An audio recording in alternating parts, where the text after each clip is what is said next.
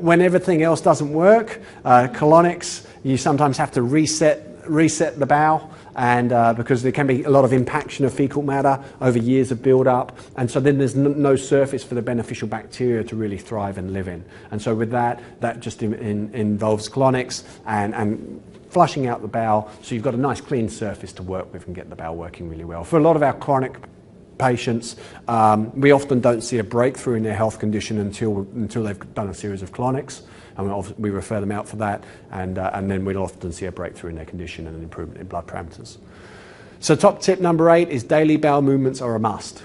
Okay, so this thing, it's really got to happen, and for many people there's only like one time a day for this thing to happen, so you've got to schedule it to happen. You've literally got to make time in your day, because for many people, if they've missed this opportunity, that's it, it's gone. You've got to wait till tomorrow now, and so instantly at that stage you're at 48-hour transit time, which is a problem.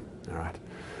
So when you start troubleshooting the digestive system, there's something called small intestine bacterial overgrowth. So this is when there's an overgrowth of bacteria literally in the small intestine. So the bacteria should primarily be in the ascending colon here, but what happens when the pH gets out in the digestive system, you'll get a bacterial overgrowth in the small intestine.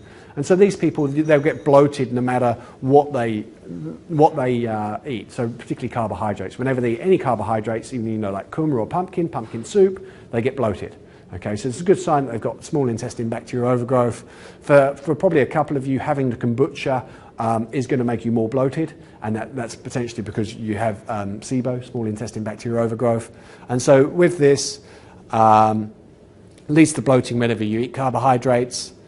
There's a urinary indican test, so there's a test that we can do to find this, and it basically requires minimizing probiotics and probiotic foods short term, using a bacterial kill agent to knock down the bacteria in the small intestine before you can then go ahead and eat those foods again. Okay, so just to be aware of that it's not just a case of everybody should have loads and loads more probiotic foods, because for some people they will make them worse. Okay. So then we start looking at yeasts and things like that, so you start looking at gut pathogens. So if you're doing all of these things already and you're still experiencing a lot of gut issues, then potentially there's going to be a pathogen in the gut. So we do the most parasitology testing of anybody in Australasia, and we find a lot of pathogens, and these things can be worms, roundworms, hookworms, pinworms. We see amoebas. We even see very dysbiotic bacteria. We've even isolated strains of bubonic plague. The lab called us from America saying we had a health emergency because we had Yersinia isolated from one of our samples. So we find some pretty gnarly bacteria in the intestines, and these people, it's often driving chronic fatigue and other issues within the individuals, or spilling over and affecting other systems. So being aware of these things and knocking them out. Everything within the digestive system, any problems, the blood from the intestines, large intestine, goes all directly to the liver.